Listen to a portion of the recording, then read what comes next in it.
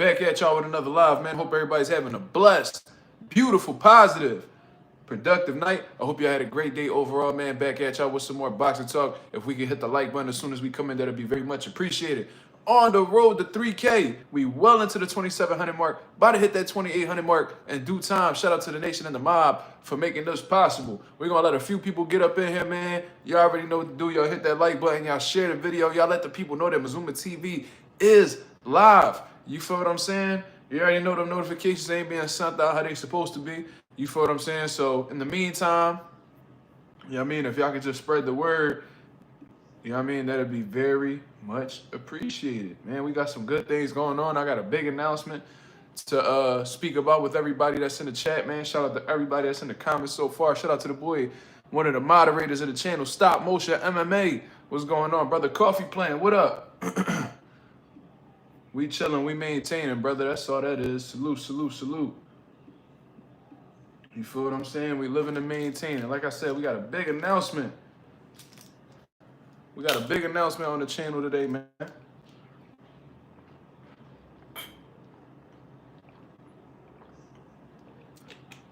And I really hope you guys could support me on this new venture. You feel what I'm saying? Chris Maldonado, what up? Great Gambino, what up? Agent 86 in the building, what up? AKA Agent 007, what up? We got some things that we need to discuss, y'all. we gonna talk about a few things, man. There's been some things that's been going on. Canelo Alvarez interview. Talking crazy about David Benavidez. Gonna talk about that. Tevin Farmer and Zepeda. You know, final predictions, of course. We're going to talk about the fight and exactly what each guy needs to do in order to win. And then we're going to talk about the Devin Haney PED accusations that's been going around. You see what I'm saying? Ironically, Devin Haney PED accusations going around. So we just going to talk about it. Before I make this announcement right now, I'm really excited about this new venture. You know what I'm saying? Like I said, I hope you guys that's in the chat are able to support. If I just get a little bit of support from the people that's in this chat, we could really get it popping. You know what I mean? We can really make a difference and really get this channel to the next level, which it's gonna happen regardless. You know what I'm saying? I got the best subscribers in the world. I got the best chat in the world. I got the best moderators on the motherfucking planet. There's nothing to really be concerned about. You know what I'm saying? So I'm really looking forward to that. When we get like 10 people in the building, then I'm gonna go ahead and make the announcement. And then, yeah, I hope you guys like it. Let me see who else is in the building. Everybody is still the same people in the building. Let's get the likes up, y'all. Let's get the likes up. We got 12 people in the building. All right, man. All right, let's get to it. Mazuma Nation, listen, man. I got some big news. Mazuma TV, Mazuma Nation, the mob. I just teamed up with Vitamin Energy. You see what I'm saying? I just teamed up with Vitamin Energy. Y'all go ahead and take the look. You know, it looked like the little 5-hour energy Jones, but trust me, this is a lot better, man. Y'all know I'm always looking for the best ways to keep me and my fighters sharp, energized, ready to go. You see what I'm saying? Whether, you know, my guys are training, sparring, you know what I'm saying, or I'm just getting through a hard day's work. You know what I'm saying? I'm telling you, this is not just your average energy shot. Now, y'all probably asking me, what makes this really stand out from the competition? You know what I'm saying? Because, you know, I had a few people try to collab with me, and it had to make sense for the channel. It had to be a quality product because you already know I'm not somebody who just grabs the money. I tell you guys all the time, not all money is good money. And if it don't really make sense, then I'm going to walk the other way. You see what I'm saying? Vitamin Energy, upon doing my research, gives you up to 7+ hours of energy. Plus, it's packed with body-nourishing vitamins that support a healthy gut and accelerates the metabolism. You feel what I'm saying? So you're not just getting a boost, you're fueling your body the right way. No sugar, no crash, just clean, long-lasting energy. That's definitely essential, especially when you're coming in from the boxing world and stuff like that. But I can't wait to have my fighters try this new product because it seems very promising. What's the best part, you may ask? Mazuma TV, Marcus Rosa. What is the best part? It tastes great. You see what I'm saying? It has a variety of flavors. You feel what I'm saying? It's already been trusted by over 1 million customers so far. And it's still coming up off of the ground, people. So this might have been the first time that you have heard of Vitamin Energy, but trust me, believe me, this is going to be something that's going to be a big name in due time. And I'm just happy that these guys have reached out to me because they believe in the channel, they seen what I've done, and they trust me to be an ambassador of this product. So thank you very much, man. This is a huge milestone over at Mazuma TV, man. They're recognizing the work, they're recognizing the consistency. So boom, first collaboration with Mazuma TV, man. Vitamin Energy. I'll be using it before my long day's work. You know what I mean? I'm sure my fighters are going to be doing the same thing. And I'm going to be showing y'all why it's a game changer. You see what I mean? So be on the lookout for that, man. I'm going to be making shorts on YouTube. You know, I'm going to be promoting this on social media as well. You guys need to get on it before it's too late. You see what I'm saying? I just got they sent me a complimentary 12-pack of Focus Plus. You know what I'm saying? You look at the label right here. Energized up to 7+ hours, nourishes the body, and is keto friendly. So for my people that's on the keto diet out here, you know what I mean? This is a quality product. This should be something that you should be looking at as well. You see what I'm saying? If you want to stay fueled up like Mazuma TV, like the Mazuma Mob, man, y'all head over to vitaminenergy.com/Mazuma TV. Y'all heard it right. vitaminenergy.com/Mazuma TV and use discount code Mazuma TV as one. Don't put notes, don't separate it. Mazuma MAZUMA TV all together, man, for an exclusive deal. Remember, focus better, achieve more. Big things coming, Mazuma Nation. We are up. You feel what I'm saying? So very excited about this collaboration, man. Like I said, I had a few brands reach out to me. What? See, we already got trolls in the building trying to promote some type of negativity because they see I got something good going on. Regardless, like I've been saying, man, we got some good things in the works. I'm very excited about this collaboration, and we're gonna be doing some big things. You know what I'm saying? So shout out to Vitamin Energy. You know, we had a conversation. You know, we talked back and forth for a few days about, you know, how we could help each other grow and things of that nature, and it seems very promising. So it is what it is. Like I said, y'all go ahead to vitaminenergy.com/Mazuma TV all together, no separations at all, and use discount code Mazuma TV, all one word, MAZUMA TV, for an exclusive deal. And remember, focus better, achieve more with Vitamin Energy. Shout out to my guys for believing in me, man, and because y'all are the first people to ever, you know, reach out to collab with Mazuma TV and it actually making sense. You know what I'm saying? I'm highly appreciative, for sure. How do we purchase this? Because somebody, you know what, as a matter of fact, I'm going to pin the link in the comments for y'all to see. And hopefully, yo, man, for those of y'all who are coming through to support the channel, it is very much appreciated. Let me actually put that in the chat for you. vitaminenergy.com/Mazuma TV.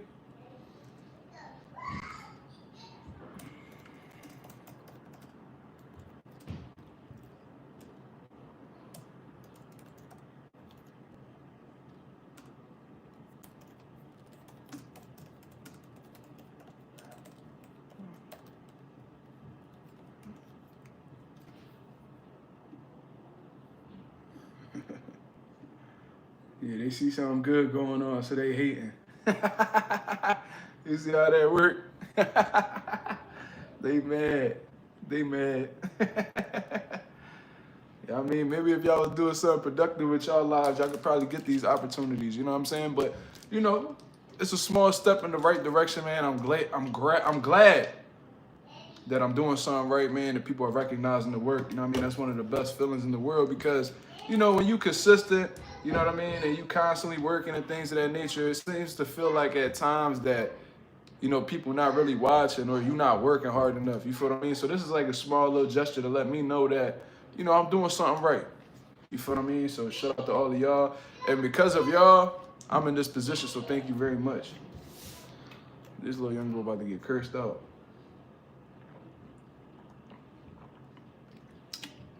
But anyways, we got some things to currently discuss going on in the boxing world, man. I just wanted to make that announcement. Y'all peep, as soon as I made that announcement, though, the trolls came in heavy. They was like, oh, man, Mark is winning.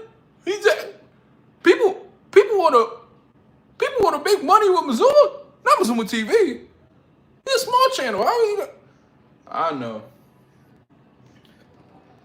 Young gonna need some vitamin energy. Nah, that little motherfucker needs some melatonin. Shit. Look like Bruce Carrington needs some of this goddamn vitamin energy. Y'all seen that boy on that scale? Yo, Bruce, hit me up, man. Hit me up, man. Where y'all fighting at? I think Bruce Carrington needs some of this right here. That boy looked like a dead man on that scale, didn't he? Cheekbones all crazy. You know what I'm saying? Like, he looked like he ain't had no water in his system. Like, whatever he had left, he dumped that whole bitch out. Yo, Bruce, get at me, cuz. We gonna get you right. You know what I mean? Listen, this is keto friendly. You know what I mean? You ain't gonna fail no drug test or nothing like that. All the ingredients is on the label. You know what I mean? Carbohydrates, proteins, you know what I mean? Vitamin B6, vitamin B12. You definitely gonna need that on fight night, cuz. You know, sodium, you definitely gonna need to put that, there's actually no sodium, but it has potassium and all that good stuff. You know what I'm saying? Natural caffeine. You need that a little bit, brother. You know what I mean? That weight cut look like it's kicking your ass. It look like you, you know what I mean? No Victor Conti. Yeah, definitely no Victor Conti for sure. But, no. Look, man, we got some things that we currently need to discuss. So what are we talking about first? Are we talking about Canelo discrediting Benavidez once again? Trying to get people to forget about David Benavidez? Are we talking about Tevin Farmer and William Zepeda? Are we talking about Devin Haney PED accusations, man? There's some interesting conversations here that I really wanted to get into. You know what I mean? I didn't go live yesterday, not because, you know, I needed a break or anything, because you know we consistent.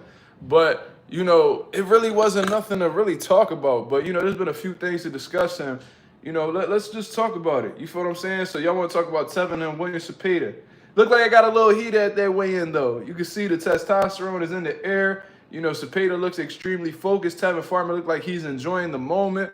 There was even a little bit of a, you know, a push and shoving going on. You see what I'm saying? Yeah, you could tell Bruce Carrington. I've seen a few of his fights. His face looks really sunken in, but it's not really that to me. You know what I'm saying?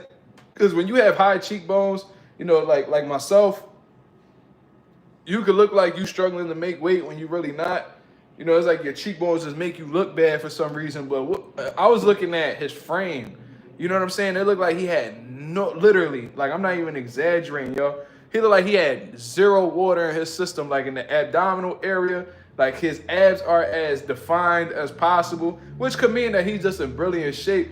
But at the same time, it's like, it don't look healthy, man. I ain't even gonna lie to you. And, you know, Bruce Carrington, you know, being an older guy, you know, he's not that old. I mean, he's not that young. He's actually like in his late 20s. I think he's actually older than me, if we being honest. Bruce Carrington got to be like 28, 29 at this point. You know what I'm saying? Let me see. Let me see how old this dude is.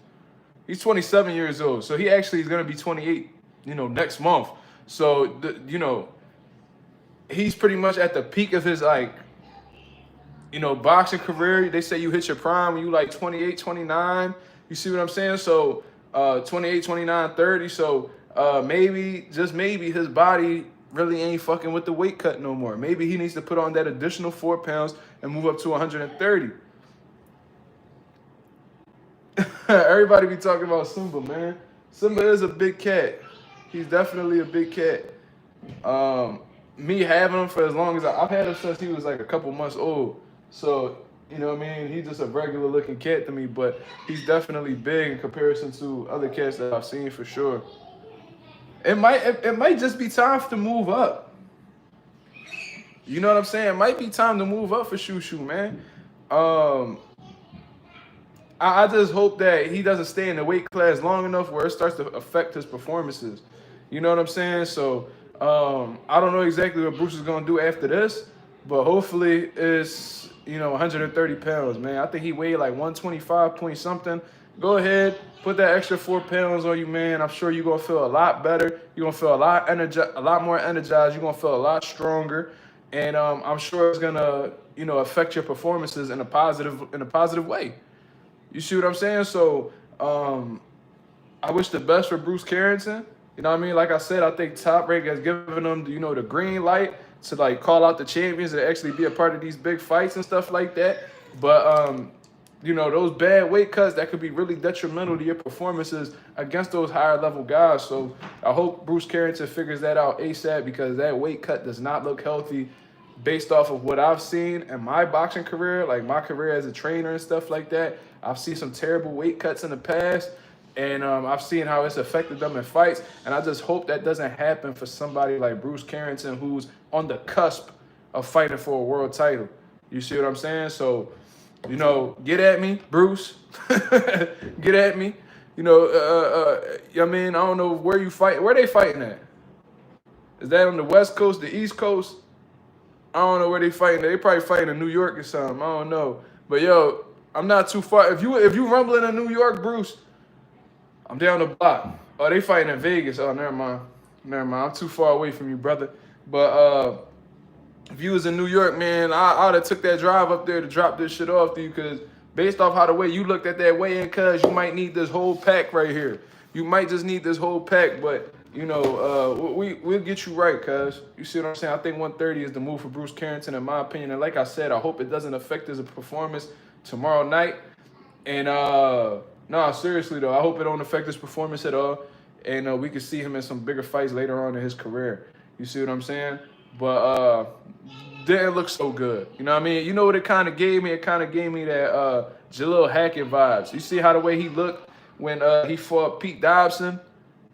You know what I'm saying? So I don't know if it's, you know, him outgrowing the weight class or him just not cutting weight the right way, because you can still be good in a certain weight class, but there's a system in how the way you lose weight. And if you wait too long to cut the weight, or you eating the wrong foods in the lead up to the weight cut, it could have some, you know, negative effects on you. You see what I'm saying? So we'll see. You thought Norman looked drained today? Let's take, I mean, listen, man, this is what a lot of people don't take into consideration as well. All these guys are cutting weight. You know what I'm saying? So technically, a lot of these motherfuckers are drained. They're draining themselves to make the weight. It's like, but there's like a line between it being like, you know, sustainable or actually healthy, and then unhealthy. You know what I'm saying? So I didn't really get the chance to look at Brian Norman. So I'm going to actually take the chance to look at Brian Norman right now. And I'll give you guys my opinion. It doesn't necessarily mean I'm right or I know it all. But I have a pretty good indication of, you know, whether fighters had a good weight cut or not, just based off of me being there. And looking at this right here, Brian Norman, you can see like his face, you see the cheekbones and stuff like that, but it don't look too bad to me. I'm looking at the abdominal area right now. His muscles look like they're hydrated. Derek Cuevas looks like he's in phenomenal shape as well. I don't really see Bruce Carrington looking drained, in my opinion. You know, having like a sunken in face is a given. You know what I'm saying? Like, this is gonna happen. You know what I'm saying? But Bruce Carrington isn't showing me anything where it's like I'm extremely concerned. You know what I'm saying? I'm sure he's gonna fill in very well. They're gonna have 24 hours to rehydrate, and I'm sure that I don't think that'll necessarily play a factor tomorrow night. But in reality, the only people that know whether he had a tough weight cut or not is him, his trainer, and God. You feel what I'm saying? So, like I said, Derek Cuevas looks like he's in phenomenal shape, though. He looks like he's actually pretty big in comparison to Brian Norman. But, you know, that might be a totally different story on the night of the fight, because these dudes nowadays, bro, they be blowing up 15, 20 pounds in 24 hours and be looking like totally different monsters. You feel what I'm saying? So, we'll see. We'll see. We'll see for sure. But Brian Norman doesn't look bad to me. My personal opinion. And Brian Norman would be small for 154. Yes, he would. Yeah, stop motion. Deontay Wilder is coming back. I didn't know his opponent or anything like that.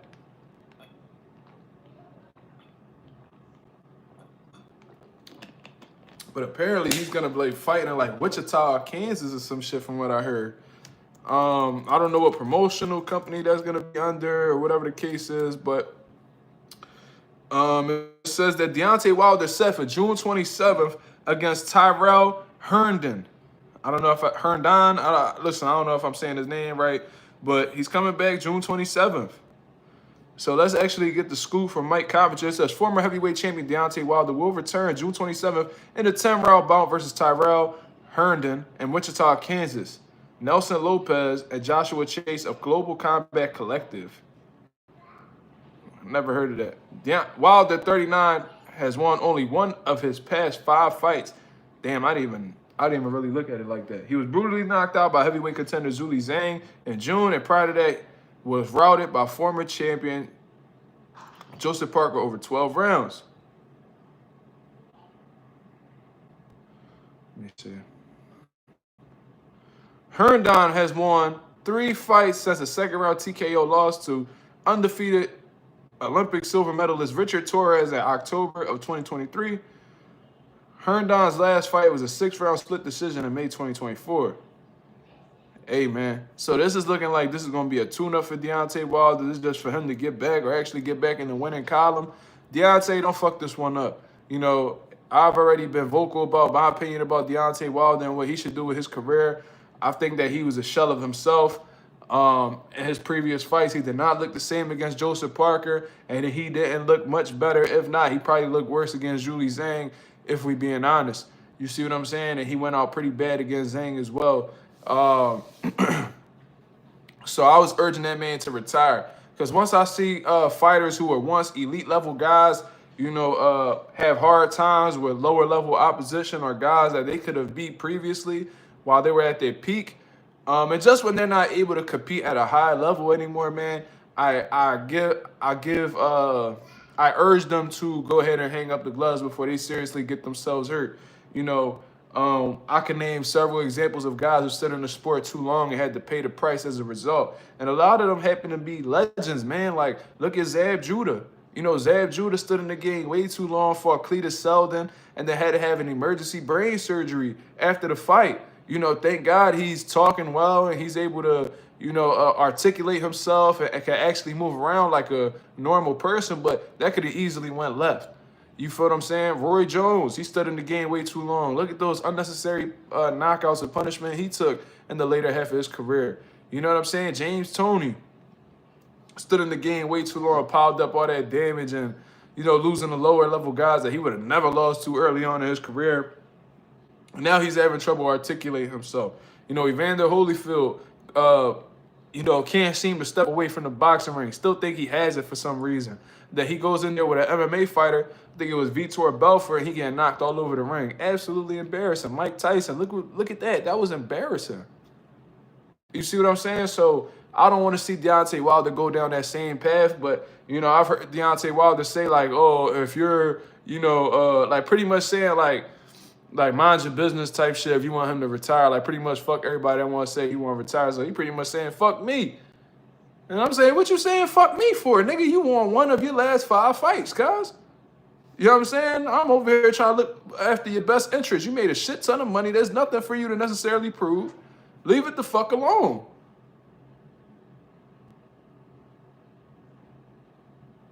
What?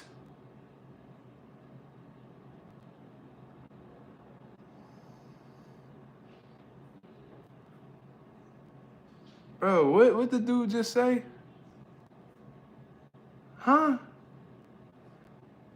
Is that qualified for a wrench? Oh no, we got fry him. Somebody hit him with the wrench. He talking that. I don't know. He wild, Quincy wilding. Get Quincy up out of here, bro. Like, I don't know what that was about. You know what I'm saying? You go get your ooples schnooples and get the fuck out. Get the fuck out of here.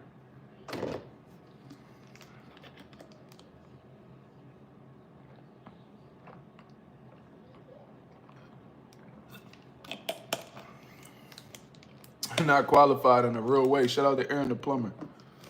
That's got to be the funniest dude on the internet right now. He is hilarious to me. But anyways, that's not boxing. Even though he's going to participate in a boxing match soon. Deontay Wilder, he's coming back. He's coming back, y'all. So hopefully everything goes well with that. I hope he comes out of the ring safe. And hopefully he don't embarrass himself and lose to this dude who just lost to who got stopped by Richard Torres a couple years ago. You know what I mean? And then just came off of a 6-round split decision. This should be a layup for Deontay Wilder. You know, but who knows, man? Because Wilder has not looked himself at all. You know, he's all off balance. He's not turning his right hand over how he usually do. His jab not as prominent as it used to be. You know, completely going against what he naturally does. Now he's trying to be this outboxer who's trying to set traps and make guys run into shots. And, you know, it worked with Hellenius and stuff like that. But, you know, that's just not who you are. I don't know if we could cut that to your bum-ass trainer or whatever it is. But, yeah, man, I don't really want to see. I don't want to see Wilder come back. I would like to see him enjoy his retirement. Because I know Deontay Wilder, with his competitive drive, he's going to attempt to, you know, make a run towards the world title. And you might run into some guys that may hurt you along the way. You know, they might just match you up with the guy who just stopped Julie Zhang, Cabello. I don't think you want that smoke with Cabello. They might line you up with a Frank Sanchez. I don't know if you beat a Frank Sanchez right now. I don't know. I see Eddie Hearn, you know, after ducking, having Joshua duck. Damn, that was wild. That was wild. I'm stuttering all over the place. Eddie Hearn had Anthony Joshua avoiding Deontay Wilder all these years. All of a sudden, he trying to prey on Wilder because he know he ain't the same. You know what I'm saying? So, yeah, man. They all see that Deontay Wilder fool right now, so they all trying to make a name up off of him. They trying to turn Wilder into a gatekeeper. So before you get to that stage in your career, my brother, I think it's best that you hang it up. Speaking of the heavyweight division, shame on the IBF, man. Shame on the IBF. This is absolutely disrespectful. I don't know what's going on, or I don't know who's in the IBF pocket. You know, the IBF, you know, they had a reputation for being stand-up guys at one point. You know, and in certain instances, they will, you know, do some things that let you know that they don't care about your status.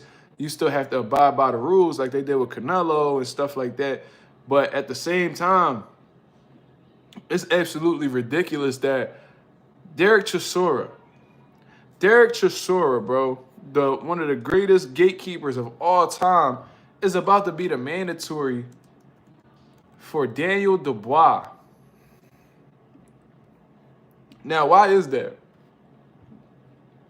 Derek Chisora, who is 36-13 right now and has only won 3 fights in a row. This man just got stopped by Tyson Fury not too long ago, y'all. So he gets up a string of wins. Gerald Washington. Everybody and their mama done beat Gerald Washington, cuz. He fights Joe Joyce. He fights a Joe Joyce that is clearly not the same since them Zhang fights. Has not been the same since those Zhang fights. And then you're going to put him in there with Otto Wallin. Otto Wallin, bro.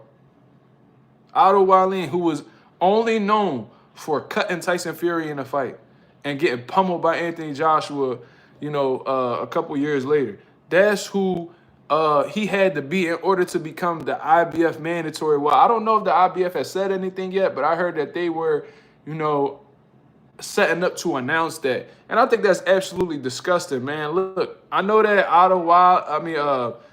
Derek Chisora is about to be on his way out, and he said that he wanted to do one more fight or whatever the case is. So maybe the IBF is doing him a favor, or maybe Chisora's promoter is putting some money, you know, in these sanctioning bodies' pockets to give him one last look at a world title. I don't know what the case is, but regardless, I'm going to just say this. Derek Chisora is going to get hurt, man. And that's a waste of a fucking mandatory. Daniel Dubois could easily, you know, recover from that illness that he had, run that shit back with Joseph Parker. He could go get that Usyk rematch, but the IBF is about to press this man to face a world-class journeyman and Derek Chisora, who's only on a 3-fight win streak. This man is 41 years old. 41 years old. And has lost to everybody and their mother. That's who y'all wasting the IBF. So let's look at the IBF rankings, man. At heavyweight. I'm sorry. We're going to have to look at this because this is disgusting, bro. Like, I'm sure there's way more people in the IBF that's more qualified for a title shot than Derek Chisora. So look at this. Number 1, not rated in the IBF. Number 2, Derek Chisora. Number 3, F.A. Ajagba. F.A. Ajagba is number 3. Frank Sanchez, number 4. Anthony Joshua, number 5. Philip Hergovich, number 6. And then, you know, we got a few more people. Jared Anderson at 12. Richard Torres at 14. Guido at 13. Moses Atuma, whatever his name is at number 9. Look, man, I don't know. I ain't really rocking with this. I really don't want to see Chisora fight Daniel Dubois at all. 93 Octane says Chisora versus Wilder, book it. Bro, and this ain't no disrespect or shade towards Wilder at all, because like I said, I've been a huge Deontay Wilder fan for as long as I've watched him. You see what I'm saying? I've always loved that dude's style. Even though he wasn't the most skilled guy, he just had his ways about him where he was able to figure it out. I don't know if he could beat Derek Chisora right now. I don't know that. But what I do know, with the momentum that Daniel Dubois currently has and how the way he's been snapping in his fights, this will not be a good fight for Chisora. Chisora will get stopped by Daniel Dubois. He would take a lot of punishment from Daniel Dubois. Daniel Dubois, look, I had somebody hit me in the DMs, I think it was Ree actually, in the group chat, saying that does Derek Chisora have the heaviest hands in the heavyweight division? I mean, I'm sorry, Daniel Dubois. I don't know if I think I said Chisora. Daniel Dubois has the heaviest hands in the division. And I think that there's some guys that might have a case for having the heaviest hands. You know, well, you know, Peak Wilder was the biggest puncher, point blank. But, you know, I know Dubois beat AJ, but AJ has a case for being one of the biggest punchers. Zane has a case for being one of the biggest punchers. Martin Bacoli, I'm sure he has a say-so as well. He's a big puncher. It is really hard to say that Daniel Dubois has the heaviest hands in the heavyweight division when a lot of these dudes in the division could crack. They heavyweights. You feel what I'm saying? But with him having these heavy-ass hands and Chisora not looking to be 100% healthy, you know what I'm saying? Like, I don't know if you ever heard this dude do interviews and shit like that, but Chisora, in my opinion, is already showing some bad signs from the damage he has taken throughout his career. That's just my personal opinion. I hope that's not the case. I hope I'm wrong. You know, I hope that these guys, you know, are in the healthiest points, you know, in their life as possible. Let me revise that. I just fucked that up. I hope that Chisora is in the healthiest state possible with what he's been through. You feel what I'm saying? But I'm watching Chisora's interviews, and he clearly slurring. Like he off the liquor or something. And he can't be off of the liquor because this dude is, you know, in fight week. Reed, what up? So it's like, I don't know, man. And look, he's taking a lot of punishment in the ring. In the ring. I can only imagine what he's been through in sparring sessions. I've seen Chisora get slept. I done seen him take a lot of punches. I seen him stand up to some hellacious beatings against some elite level heavyweights. If you just look through Derek Chisora's resume, bro, like he's been doing this. He debuted in what, 2007? Come on, bro. That's back when the Phillies won the World Series, cuz I was a fucking baby. That was goddamn 18 years ago. So you in there with guys like Joe Joyce, Tyson Fury, Pulev, Parker twice, Usyk, Spielka. I remember Spielka. David Price, I remember him as well. Dillian White, got slept by Dillian White. Carlos Takam, he done been around the block. Caballero, bro, we nowhere near the bottom. Fought Dillian White another time. Fought Pulev another time. Tyson Fury. This man even fought Malik Scott. David Haye, got stopped by David Haye. Vitaly Klitschko. Robert Helenius. Tyson Fury again. Y'all see what I'm saying? Y'all see what I'm saying? All these consecutive elite level heavyweights.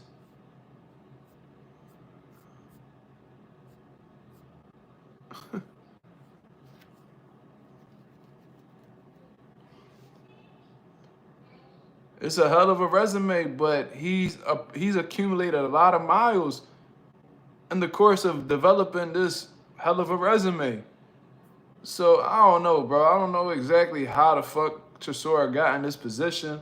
I don't know if this is like him going on his little farewell tour or whatever the case is, but this ain't going to end too well for Chisora if the IBF announces this. Just my personal opinion. You know what I'm saying? But it is what it is. We've seen crazier shit happen in the sport of boxing.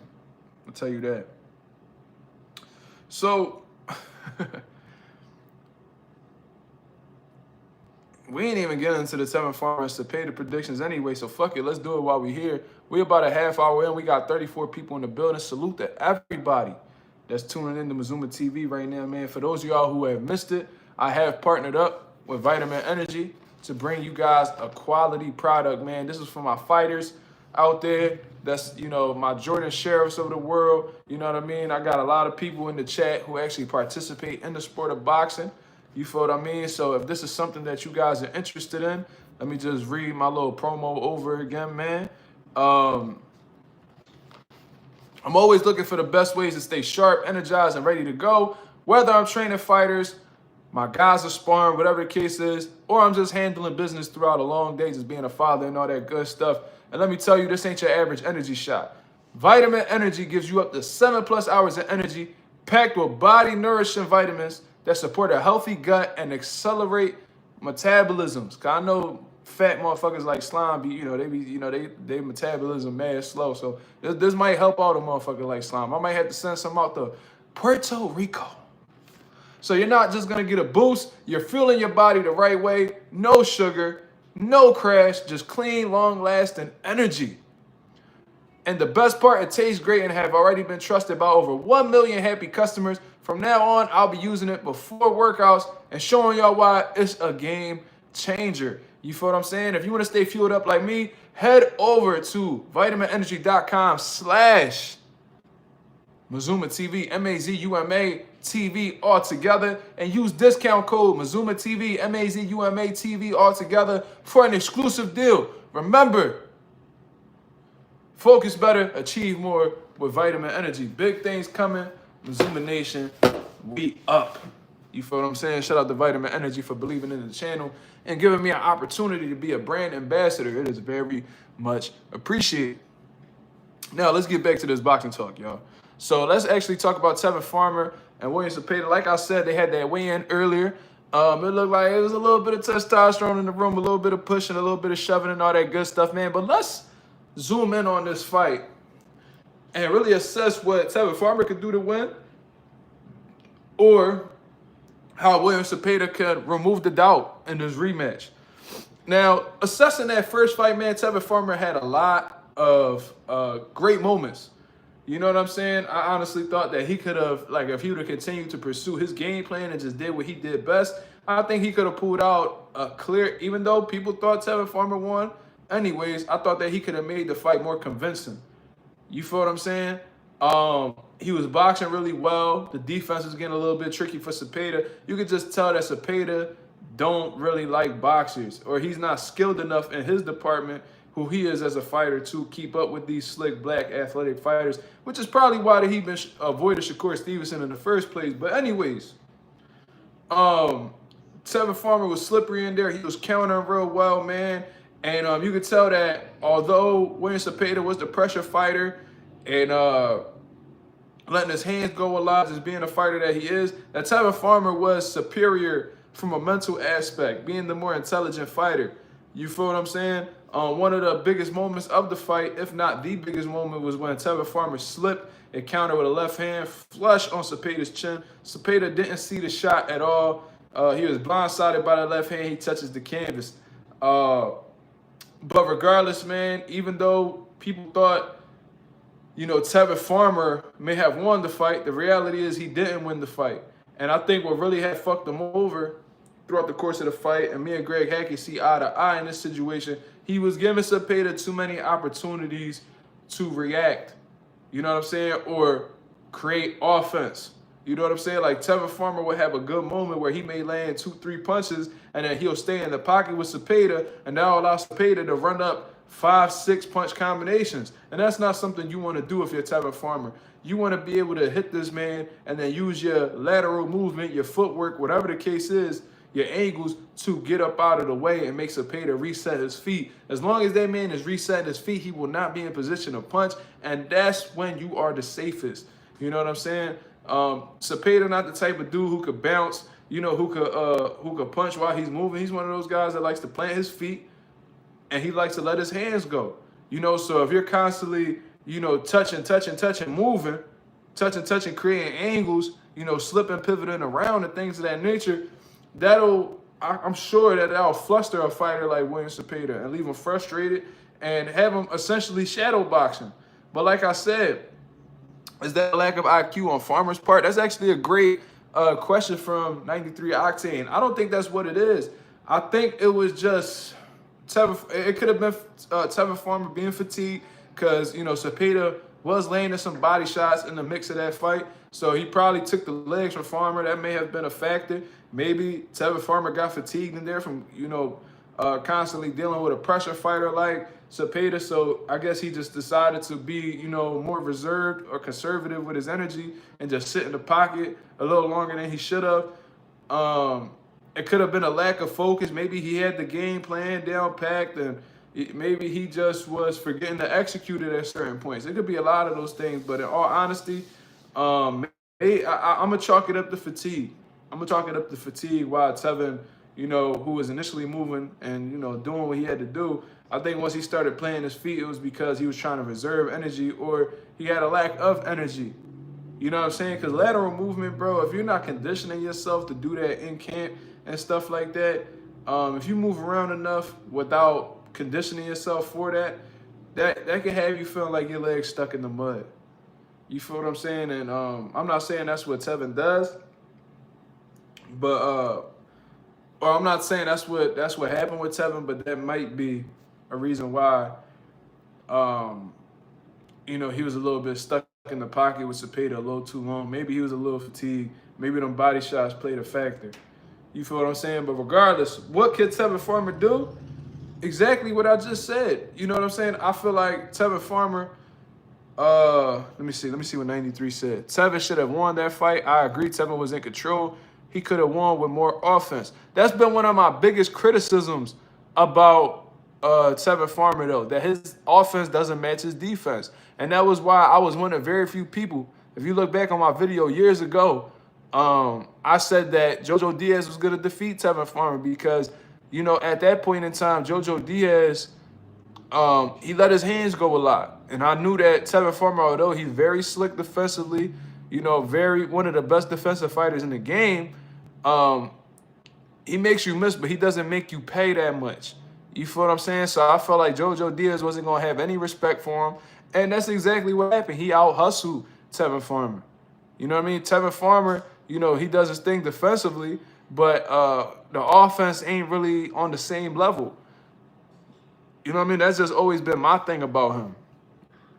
Tevin was in control, but like I said, you know, he stood in the pocket a little too long, and he was allowing Zepeda to get his game off. If you standing in front of Zepeda, you are automatically catering to his style.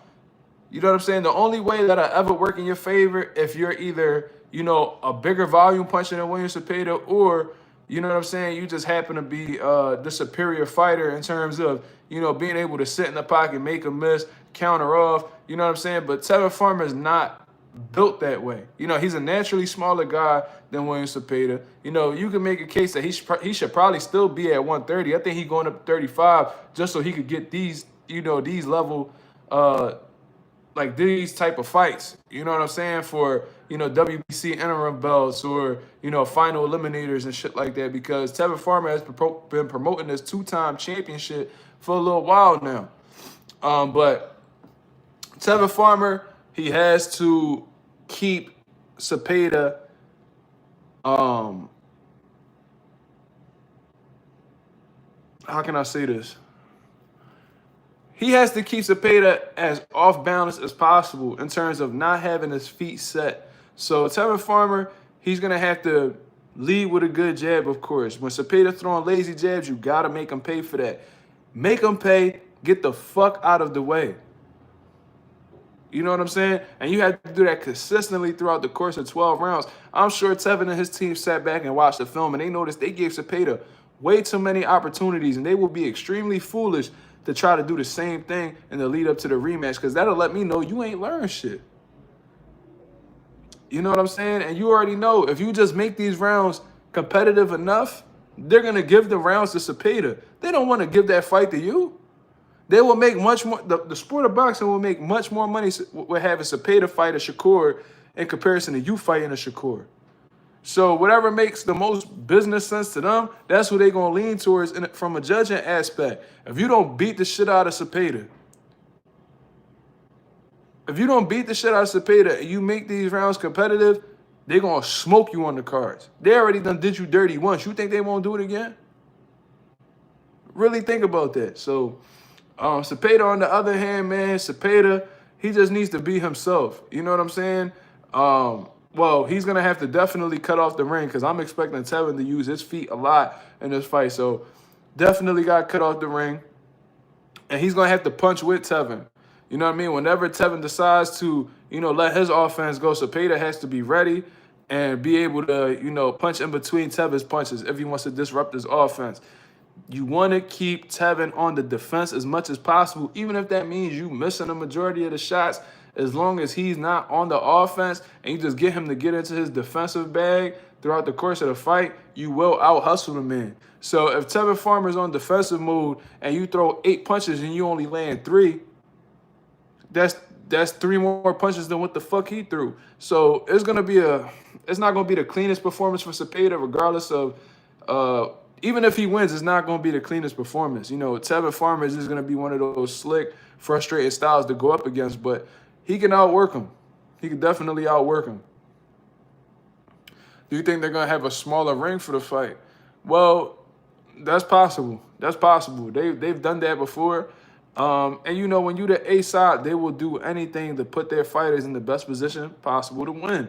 I'm sure Golden Boy is making it as hard for Tevin Farmer as possible. This already going on. I think this fight's happening in Mexico. So the setting is already going against Tevin Farmer. You know what I'm saying? Maybe the judges will gravitate more towards Zepeda style. That might be a possibility. The ring being smaller, that'll benefit William Zepeda because he won't have to go too far. Or, it won't be much harder for Tevin Farmer to do. You know what I'm saying? So that's possible. That's possible. I wouldn't be shocked at all if that was the case. If that ring happened to be very small, I would not be surprised. Who do I got? Carlos Adames versus Sebastian Fundora. They're not even in the same weight class, brother. So why are we even talking about this? Carlos Adames is talking about going up to 168. So why are we talking about a 160 who may possibly go up to 68 fighting a 154-pounder? That doesn't even make sense to talk about. Stylistically, based off of what I've seen in the last fight with Adames, with the upper body movement, the good defense, the aggression and all that stuff, probably could give Fundora some problems. You said Fundora can make 160 easy? He makes 154 easy, so why would he go up to 60? That don't really make sense. You got, a more relevant question would be Janabek versus Adames. You know what I'm saying? Or if he's going up to 68, Jamal Charlo versus Adames. You know what I'm saying? Those will make more sense because he's in between those 2 weight classes. And I haven't heard Sebastian Fundora say he was going to move up anytime soon. Who you feel like will get smoked at 160? Fundora? I mean, they bigger guys. They boiling down from bigger weights. They bigger, they stronger, they punch harder, so you might be right. Because Fundora, he gets hit a lot. That's one thing we can't deny. You know what I mean? But regardless, we spoke about Tevin and William Zepeda, man. Zepeda has to cut the ring off, punch with Tevin Farmer, and, just out-hustling. That should be his main objective. Don't sit there and try to box with Tevin Farmer. That shit not going to work out. Tevin, you need to utilize your legs more. You need to pivot around this guy more. You need to keep him as off balance as possible and make him pay every opportunity. At every opportunity, if he throw any type of lazy shit, you need to be reactive. You need to be quick. Your mind needs to be moving at 1,000,000 miles an hour. You see what I mean? And really make him pay. Brian Norman Jr. gonna flatline Daddy Yankee. That's crazy that you called that man Daddy Yankee. That's fucking wild. Let me see what it even look like. He don't even look like Daddy Yankee. So you just over here just saying some crazy shit. He don't even look like Daddy Yankee. You just making fun of Hispanics, brother. That's crazy. Daddy Yankee. That's wild. Shout out to 93 Octane. He wildin'. But yeah, he tripping.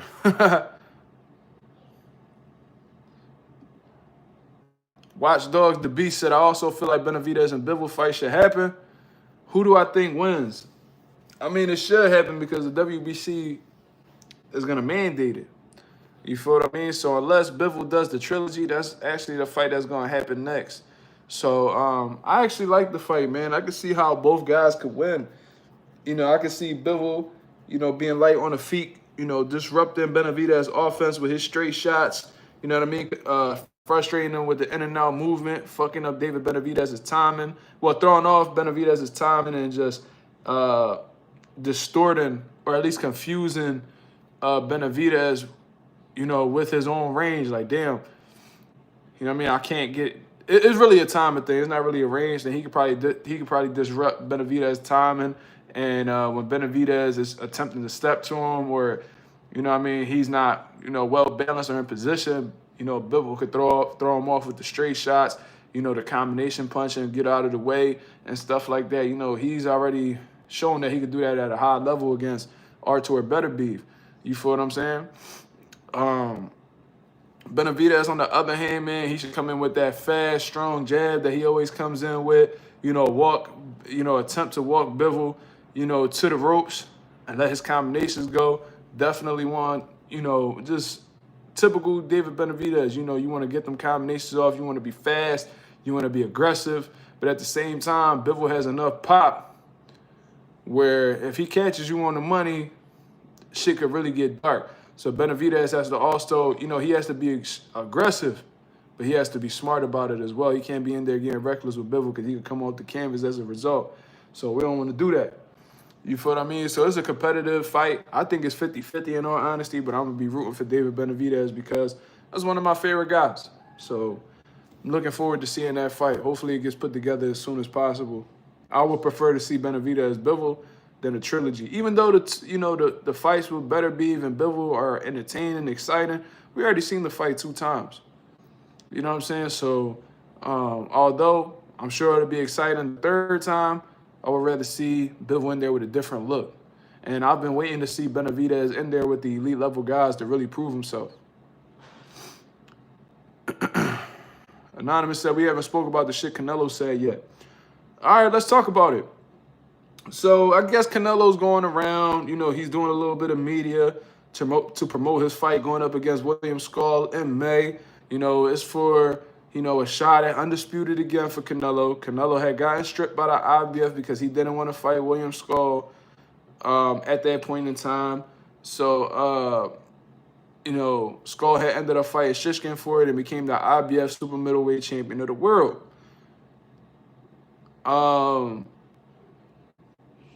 So he's going around doing his media interviews. And you know nowadays, Canelo cannot do an interview with anybody without Benavidez's name being brought up.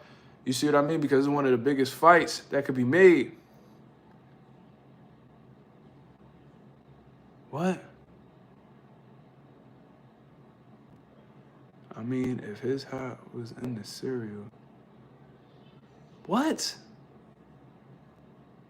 Bro, these niggas be tripping. I don't know what he talking about.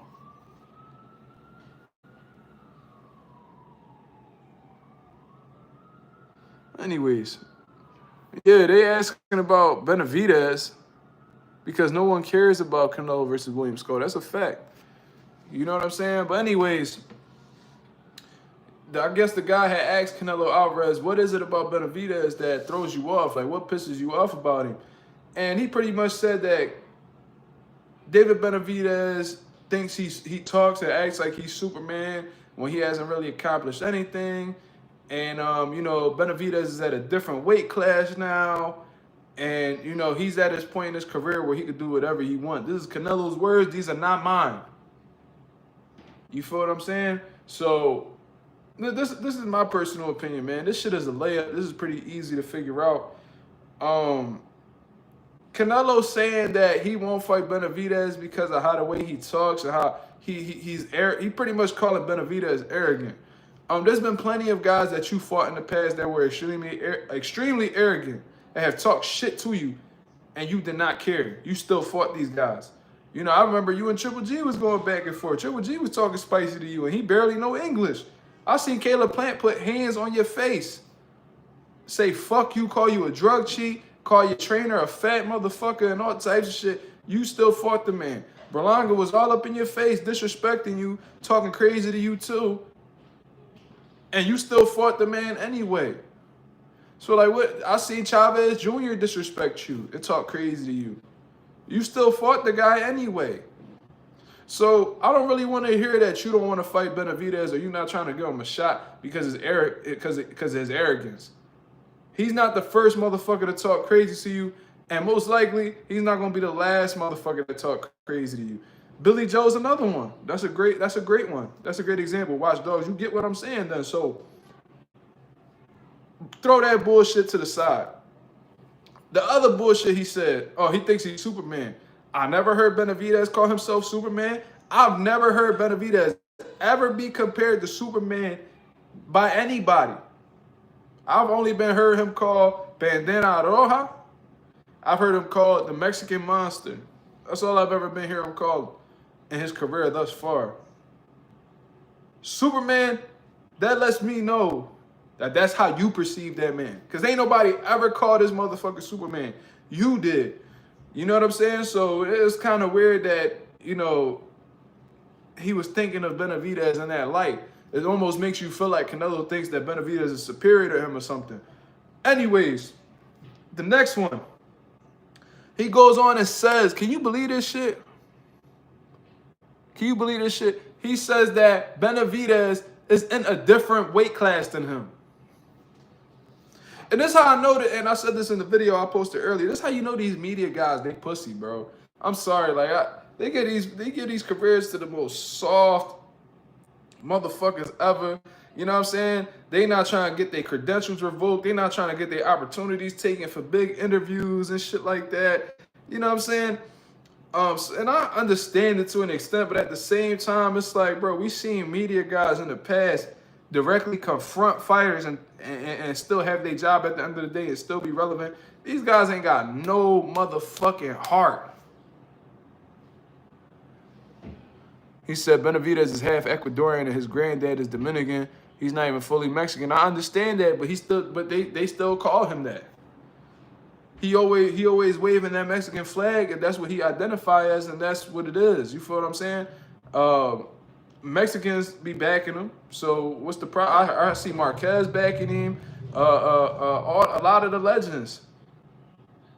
I see Marquez, Eric Morales, Marco Antonio Barrera. They embrace Benavidez because they perceive him as a Mexican man, regardless of what else he split up with.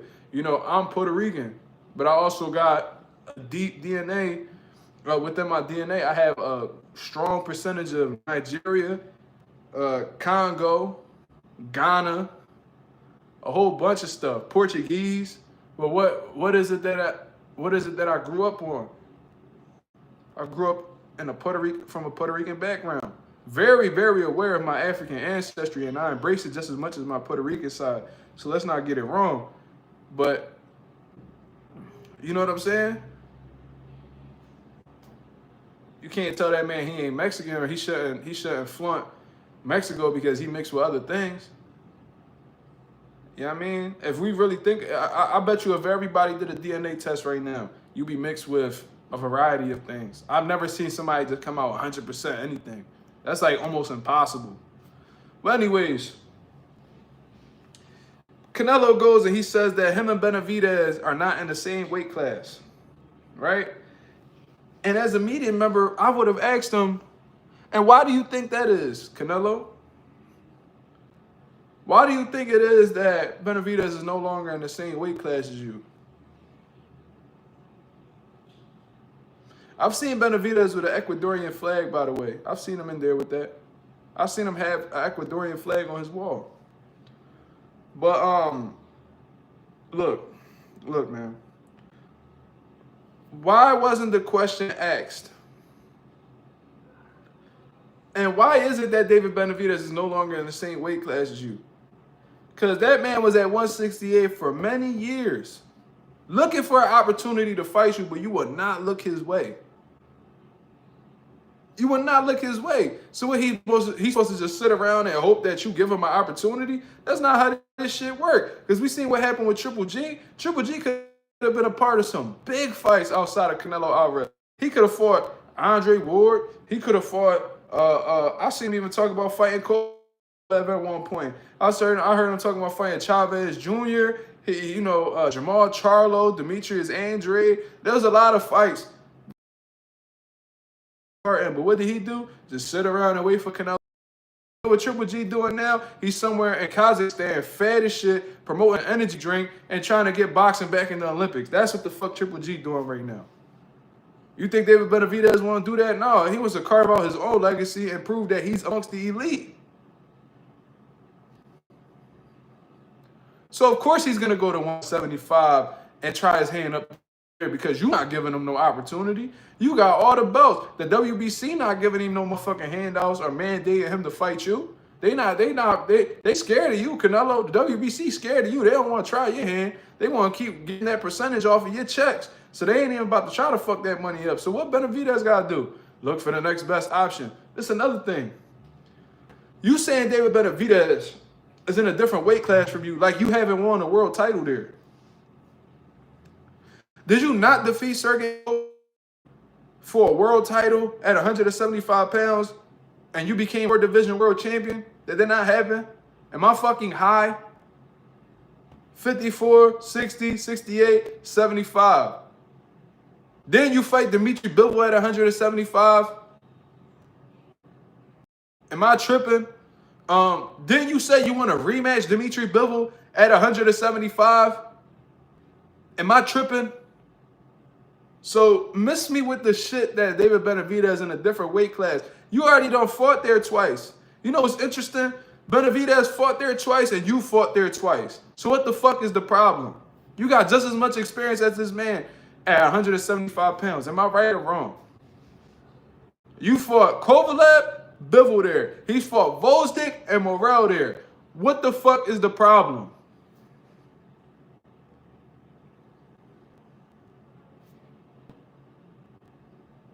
Like, come on, dog. This shit too easy.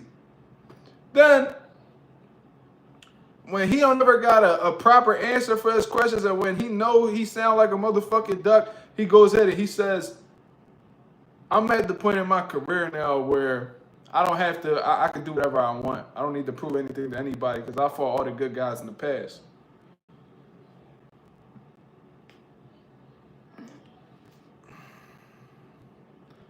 Sound like pussy to me. You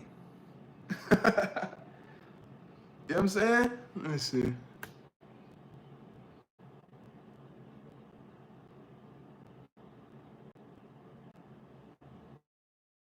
Damn, 93 snapping. But anyways.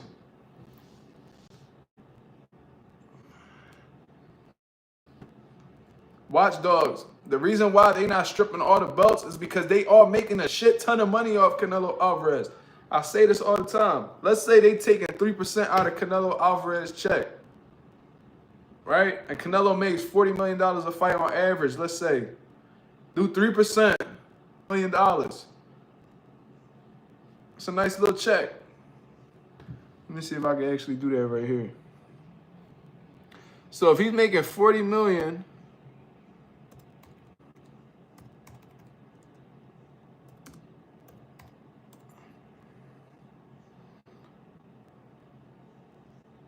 that's literally $1.2 million. That's $1.2 million.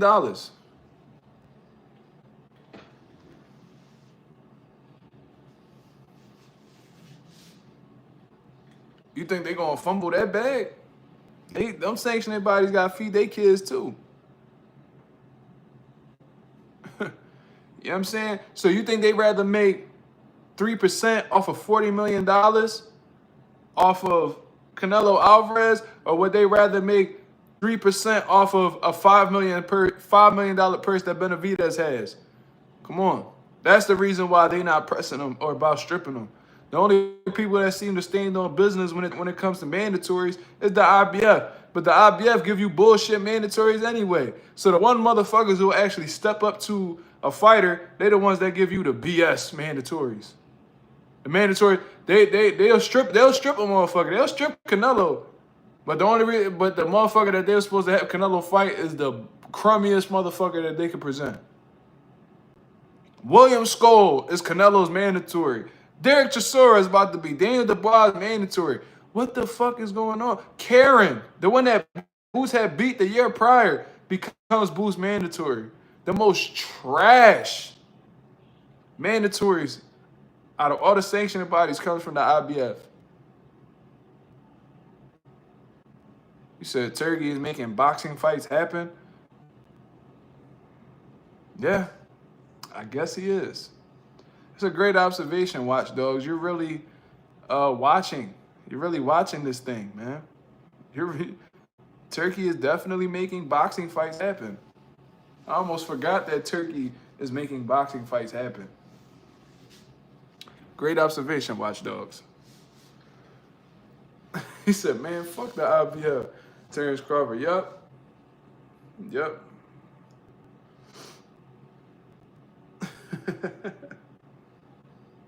But yeah, man, so that's the reason why they never stripped Canelo Alvarez. But that's actually a great point at the same time, because and I'm not talking about him being stripped. If you're at this point of your career where you feel like you could do whatever you want and you can fight whoever you want, that's cool. We can't stop you from doing that, brother. We can't stop you from fighting Berlangas and Munguias. That's cool. But you're literally disrespecting the sport by not abiding by. Now, when you are a world champion, that comes with obligations, right? And that is fighting the best competition necessary to prove that you are the best in the world. When you're holding that world title, that's pretty much you saying that you're the best, if not one of the best in the world in your division. And if you're if you're deciding to use those titles to fight minimal competition or lower tier opposition, you're not really proving your case for being champion. Just my personal opinion. You see what I'm saying? So when I see Canelo Alvarez with these 4 belts fight a Jaime Munguia, when there's more quality guys or more deserving guys in the division who have faced better opposition, I have a problem with that. There's no way you can look at Munguia's resume and then look at David Benavidez's resume and say that Munguia is the superior. You can't even say that. You can't say that from a skill set standpoint. You can't say that shit from a resume standpoint. You can't say that from an accolade standpoint. And I see why Benavidez is going around waving these interim titles around like they actual world titles, because for real, he defending them against he defending them against everybody just to prove that he good. This dude Canelo Alvarez got the legit world titles and he fighting guys who are not qualified. I will wave them motherfucking belts like I'm champion too. I'll be waving them interim titles like they was world titles too if I was defending them against quality motherfuckers, while the actual champion out here just cherry picking, at will. Have I seen Bivol mandatory for, I think you meant to say the IBF. No, I have not. Who is his mandatory?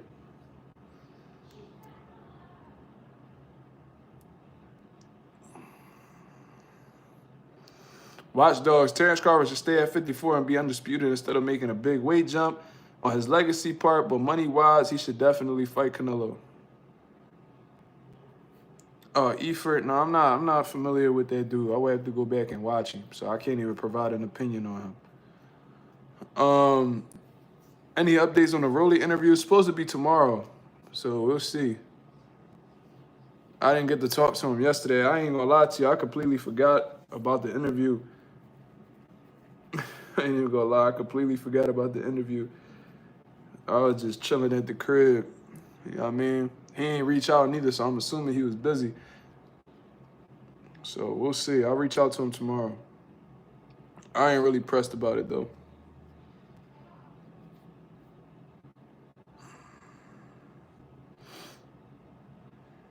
You know what I mean? But I forgot what the fuck we was talking about. Oh, Watchdog's comment.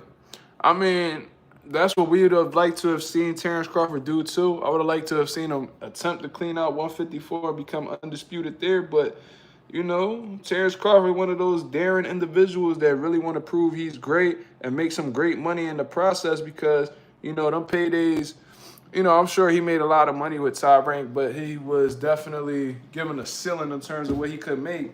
So now he's trying to get as much bread as possible before he walk out. So I ain't tripping about it. You know what I'm saying? I don't really want to give Canelo Alvarez that credit for defeating Terrence Crawford if that were the reality, but you know, that's what Terrence Crawford want to do. That's something he's been plotting on for a good amount of time now, and you know, like I said, I would like to see Terrence Crawford fight Jermell Charlo. You know, I want to see him fight, you know, Bakram Murtazaliev and, you know, guys like that. You know, I want to see him fight Fundora. Fundora still got the belts. You know, I want to see all those fights happen. I want to see him become undisputed at 54 and then walk off into the sunset. You know what I'm saying? But he got different plans, and as fans, we either got to support it or we got to, you know, pay attention to something else. And I'll be supporting Terrence Crawford. I hope that he's able to pull it off against Canelo. But if not, you know, it is what it is. I'm sure he could go back down to 54 like Jermell Charlo's about to do and get some shit popping down there. You know, I don't think many people are going to be bashing Terrence Crawford or anything like that after the fight unless they just supreme haters. And they'll let him go back down to 54 and resume having a great career.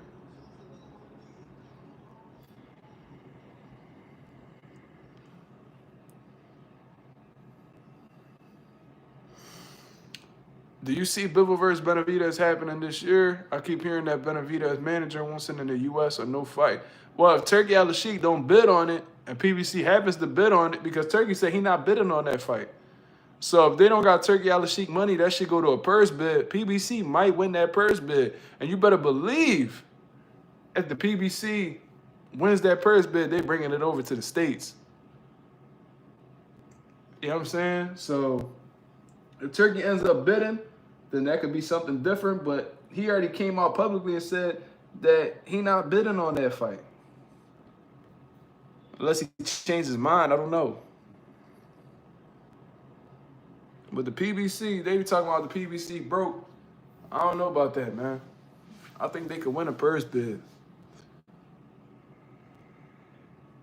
Bivol is gonna honor his run back with Artur. Well, if that's the case, it's not gonna be for undisputed because the WBC probably gonna end up stripping Bivol because of that. Matchroom might win a purse bid. I think if Matchroom places they bid and they win it, they probably not gonna put that in Saudi Arabia neither.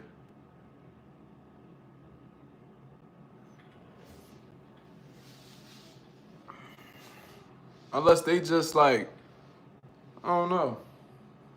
Maybe. I think it goes to Saudi Arabia under the condition that Turkey Al-Sheikh bids on it. But he say he not, so. Zayas is coming up as well. He need to fight Fundora and Fundora. He has to find Fundora. Fundora has to fight Virgil Ortiz. Watchdogs, I can tell you're not really up to date with what's going on in the news. The WBO just mandated Zayas to fight Fundora. So that's the fight that's going to happen next in the summer. You know what I mean? So there's going to be no, you know, Fundora has to fight Virgil and, you know, he has to, and Zayas got to fight somebody else. No, Zayas and Fundora fighting each other next. You said Michaela made her feet dirty. What you talking about?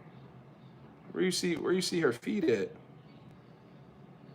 Y'all be surprised. Them white girls be walking on rocks and shit, man. Like they be out here. They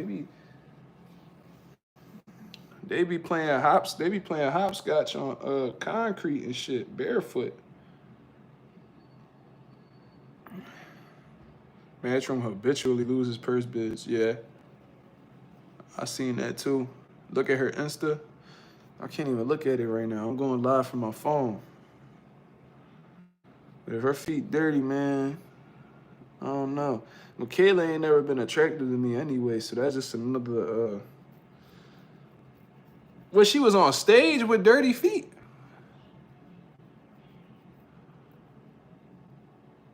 She posted a pic with her feet up. What? Come on, man. Let me see this shit.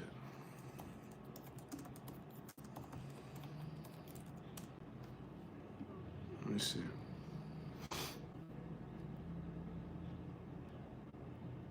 Yeah, that was definitely Thomas type. Yeah, Michaela's not attracted to me at all. I ain't even gonna lie to you. What post? Is it on her story?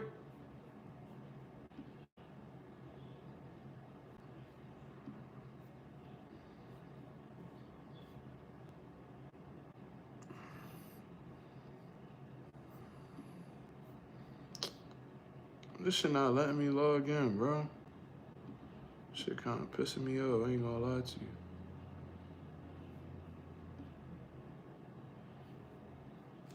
Man, regard, I don't want to see that dirty bitch feet anyway. Listen. It is what it is. I mean, she a regular looking white girl. You like you catch her like in a motherfucking bakery section of ShopRite or some shit. You know what I mean? Catch her getting some brown eggs in the dairy aisle. Like, she light.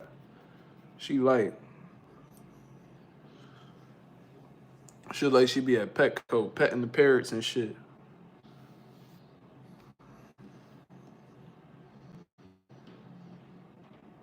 Before Turkey got in the picture, Hearn would always fumble big fights.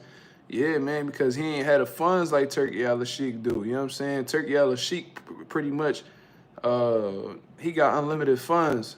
You know what I mean? Eddie Hearn, he got a budget that he running under. He got money, but he ain't got that Saudi money. You feel what I'm saying? So, of course, like if you got a budget that you abiding by, and something exceeds your budget, you most likely gonna fumble it. Turkey, on the other hand, you know what I mean, he ain't fumbling the motherfucking thing. So if something costs this much, Turkey Al-Sheikh, you know what I'm saying, it's possible. Whatever price tag you put on it, it's possible for him to achieve it because they got a different type of money over there. The only way he fumble a purse bid is if he not interested in the purse bid and just turns it down. That bitch stomp on lit grills barefoot to put out the fire. She on that Tyrone Bigham shit when he was on Fear Fact. That nigga was walking on hot coals. He was like, somebody cooking? And his nigga toe was on fire. Nigga I think he lit a cigarette with his toenail and shit. That's Michaela Mary feet right there. Michaela Mary got the motherfucking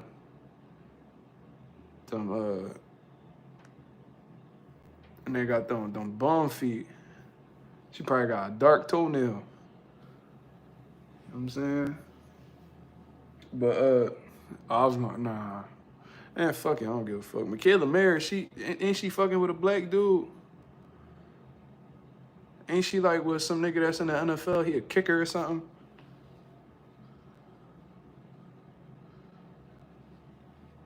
Yeah. Michaela Mary be training with all these black boys too. You know what I mean? She like that. I ain't never seen Michaela with no white dude. She a motherfucking she a BBC lover. You know what I'm saying?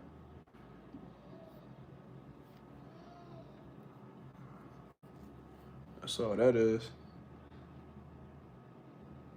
She like black men.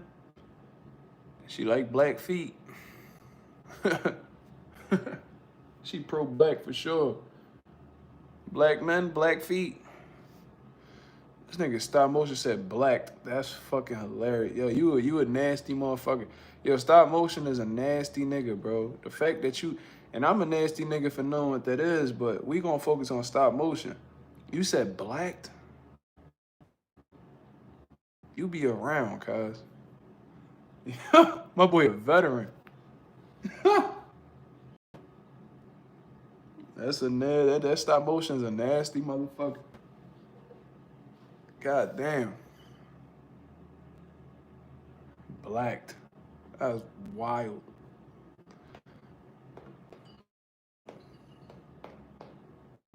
You saw some nigga on Twitter saying it, then you Googled it and was like, holy smokes.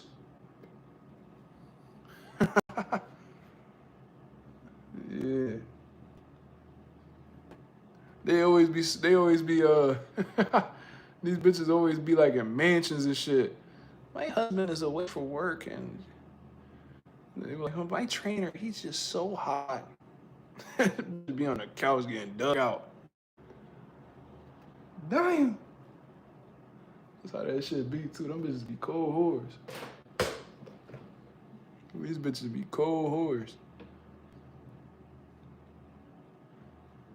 I haven't felt the man in so long. And they just getting piped down by a nigga named Draquan, like just getting her shit smoked. Yo, they be wildin'.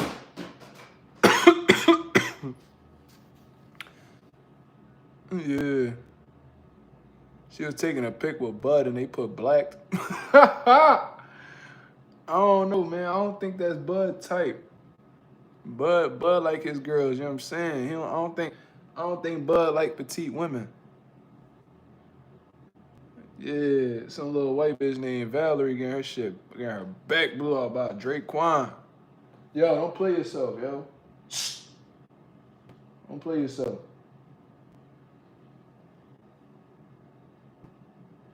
Damn.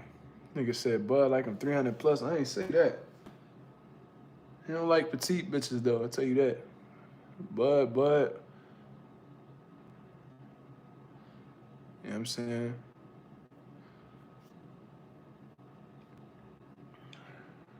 That nigga Bud squat like 400. That shit for a Nah, he deadlift like 400 plus. You know what I'm saying? Built for. You know what I mean?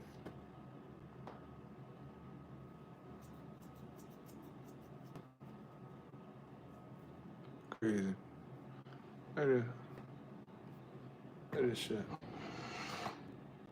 This nigga Simba eating her ass. Look at that. This nigga is eating her ass.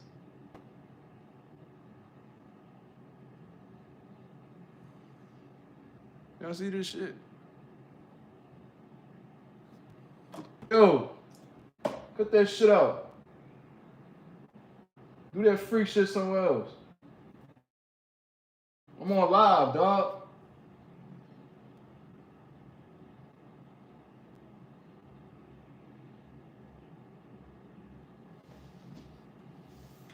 This nigga's tripping. This nigga got his tongue deep in blacky ass. What is he doing? Ain't got no type of respect. Like you don't gotta pay to live here. Like you get your food put in a bowl for you every day. You drink water out the faucet every day. You get toys to play with and all that, and you gonna do that while I'm on live. He can't get her pregnant though. He got neutered.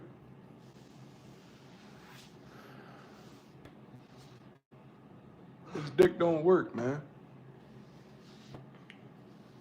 But her, she not though, so she gonna end up running out this crib and get pregnant by one of them street cats for sure. Yeah, nigga just tongue deep in the booty, right on the couch. I don't even do that on my couch. What the fuck is y'all doing? God damn. Anyways.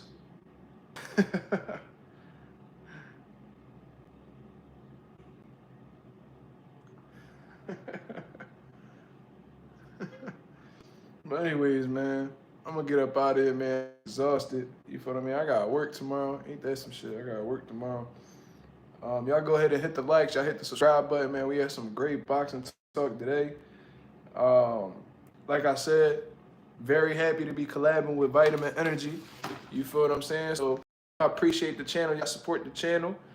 Then y'all go ahead and go to energy.com/MazumaTV and use discount code MazumaTV, MazumaTV all together for a special discount. And just, if you want to support the brand, man. So shout out to them for collabing with the channel. You know, I'm very appreciative for, you know, them choosing me out of plenty of other bigger channels they could have chose. You know what I'm saying? And we gonna have a great, this is gonna be I can feel it. This is a great thing that we got going on. You feel what I'm saying? So y'all have a blessed, beautiful night. Y'all stay safe out here, man. Enjoy y'all weekends, all that good stuff. Spend that time with you and yours. I don't got my son this weekend, so I'm kind of upset about that, but you know, it is what it is, man. The mother of my child got to spend time with him too. So y'all have a blessed, beautiful one. Y'all get up. Y'all have a great night, man. I'm out.